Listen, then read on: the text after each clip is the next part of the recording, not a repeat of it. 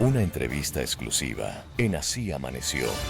El domingo es el debate presidencial. Los ecuatorianos presenciaremos a dos grupos donde no se enfrentarán Luisa González y el presidente Daniel Noboa.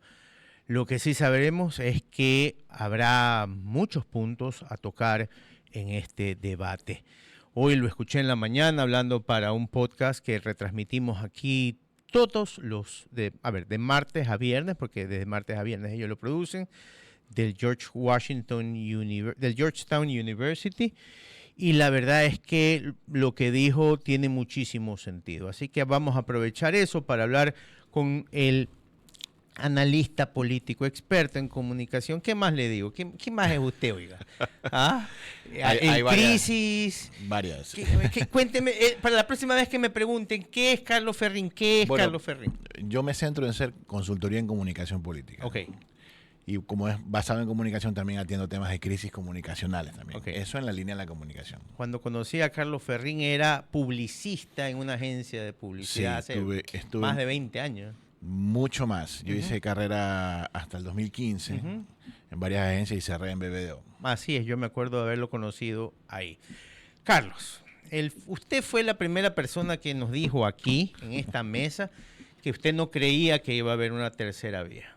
¿Sigue manteniendo eso? Pero totalmente. Yo creo que en un universo de un 100% tú no puedes inventarte un 120%. O sea, es muy difícil que alguien logre mover las fichas habiendo todavía una indecisión. Es que ni siquiera es que no hay indecisión, hay una indecisión del 13% según las cifras y un blanco y nulo, que es la diferencia de eso, llevándose casi la hegemonía de los puntos, la polarización, que estamos hablando Luisa y el señor Noboa. Básicamente lo que tiene que pasar de acá, de cara al debate, es, y lo decía de manera incluso hasta irónica, garantizar que los otros candidatos no queden tampoco en la peor situación en el conteo final. Creo yo sí que puede surgir un candidato que llame la atención, pero estamos viendo de que, imagínate que si un candidato, como le pongo un ejemplo, Tillería, quiere subir a 2 puntos, tendría que subir el 100% total de sus votos. O sea, es bastante lo que tienen que pelear ellos en ese pero el que está en contra del otro lado, no en contra suyo, el que está del otro lado le va a decir, oiga, pero el presidente Noboa a las elecciones pasadas tenía el 3, llegó al debate y cambió todo. Esas magias solo suceden dependiendo de lo que esté pasando alrededor.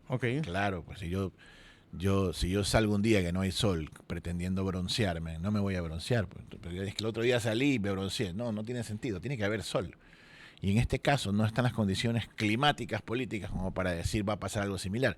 En esa ocasión el presidente era el presidente Lasso, que era un presidente que tiene un desgaste de imagen tan grande que la gente estaba más bien apelando a un gran cambio, ¿verdad? Él lanza la muerte cruzada. La muerte cruzada para la sociedad en general ya es un evento caótico. O sea, dice, chuta, no estaba en mis planes votar este año y sin embargo me va a tocar ir a las urnas a elegir un nuevo presidente. Entonces se crea este caos. Adicionalmente, primero muere Agustín en Manta y luego matan ambos los matan a Fernando Villavicencio. Entonces crea una necesidad ya de salir a como dé lugar a este caos, ¿verdad? ¿Qué sucedió? Que empezaron a moverse los votos. Al principio estaba Otto segundo, Luisa tenía la hegemonía del primer lugar, no había un segundo competidor como es ahora. Luego surgió un Jan Top y después de los eventos de las muertes. Y finalmente, como todos se pusieron a conversar en lenguaje político, el día del debate aparece un muchacho que también es político, pero no fue político en el debate. Fue totalmente táctico y llegó con un lenguaje no verbal espectacular, habló preciso y terminó de alguna forma ganando el debate. Y luego es presidente. Lo he visto en algunas redes sociales. Creo que ahora tiene un espacio usted en algún medio digital y lo he visto hablando. Con Marameche. Sí. Lo he visto hablando de por qué usted cree, en su opinión, que el presidente Noboa no baja, pese a ver lo de los apagones, pese a lo de la seguridad, pese a los 4. Por favor, repítanos. Mira, si yo te hago una comparación, si tú ves cualquier encuesta, la gente dice, bueno, el país está en la peor, ¿no? 70% del país está mal. Pero si hubiese hecho una encuesta yo, en los eventos después del 9/11, a inicio del siglo, todo el mundo me hubiese dicho a mí, el país está destruido, está mal, está bajo ataque. Ujú. Sin embargo, George Bush era un presidente popular en ese momento, claro. Muy popular. No es la misma situación, pero no está concatenado a que la gente crea que el país está mal con la popularidad del presidente. Ok. Porque a lo mejor tanto el presidente como tú pueden estar de acuerdo que el país está mal, vamos arreglándolo. Ujú. A lo mejor yo lo pongo en comparación. ¿Por qué razón Noboa es popular? Porque a diferencia de los otros gobiernos, y cuando digo los otros gobiernos me refiero al postcorreísmo Moreno y Lazo, este presidente sí echó a andar el tren, sin miramientos políticos. Y te pongo el ejemplo, si tú no tienes plata y entras a un gobierno, ¿qué haces? Agarras las partidas que ya están aprobadas y empiezas a trabajar. Ujú. Entonces empiezas a agarrar lo que ya estaba por construir. ¿Qué hacía Noboa? Se agarraba una escuelita que le faltaba 2, 3 millones para terminarla y te la resolvía. Ujú. La ponía a andar. Y la gente así de esa manera sentía que el tren empezaba otra vez a andar. Ujú. Entonces sentía que de alguna forma se estaba moviendo el país otra vez. Ok. Y eso es lo que la gente quiere, avanzar, no estancarse. Salirse de la pelea política, y la pelea política precisamente es eso. No, esa obra no la hago porque es de la revolución, no me interesa, hay que se muera. Él cambió eso. Priscila. Son las 9:45 de la mañana, estamos conversando con Carlos Ferrín, quien es analista político. Carlos, hablemos de los debates que tenemos uno ya este fin de semana y pasó otro la semana pasada. Hablemos del primero, en la de las vicepresidentas principalmente, que marcó un hito porque no había sucedido antes y en tu criterio, ¿crees que esto cambia, aporta o hace algún cambio hacia la intención de voto? Bueno, yo creo que sí. De los que todavía no saben por qué votar, por supuesto que sí. Le da a la gente una especie como de catálogo de quiénes son. De hecho, yo, estando dentro, inmerso en el tema de la política, me puse a ver el debate y me empecé recién a conocer las candidatas a vicepresidenta. No las conocía, me pareció lo más sano posible, ¿verdad? Y yo creo que de ahí salieron 2, 3 que se llevaron toda la conversación, porque para mí también el real debate es el post-debate, porque no todo el mundo ve el debate, luego la gente habla del debate de los que sí vieron el debate versus los que no vieron el debate, entonces todos terminan de acuerdo con los que sí vieron el debate. Entonces es casi como una muestra que se convierte en una conversación. Y bueno, de cara al debate del presidente, y te voy a decir una cosa, porque algunos dicen que es injusto que no se confronten Luisa y Noboa. Yo digo, no, es el mejor ejercicio para la democracia que no se enfrenten. Y que cada uno de ellos lidera un grupo que no están dentro de las máximas preferencias.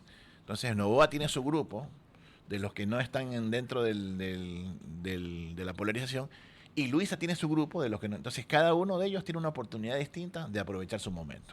Y en ese sentido, hablando de que todos deberían participar y es una obligación, si alguien falta, podría tener multas, pero en el caso del presidente podría darse ese beneficio.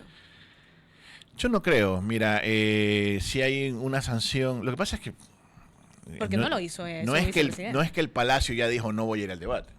El resto de la política Está diciendo eso. para empezar la conversación es tan dictador que no va a ir al debate. Entonces empezaron con eso de ahí. Entonces, claro, el presidente tampoco les va a dar el gusto de salir a contestar. Seguramente se les aparece en el debate y le dicen, aquí estoy.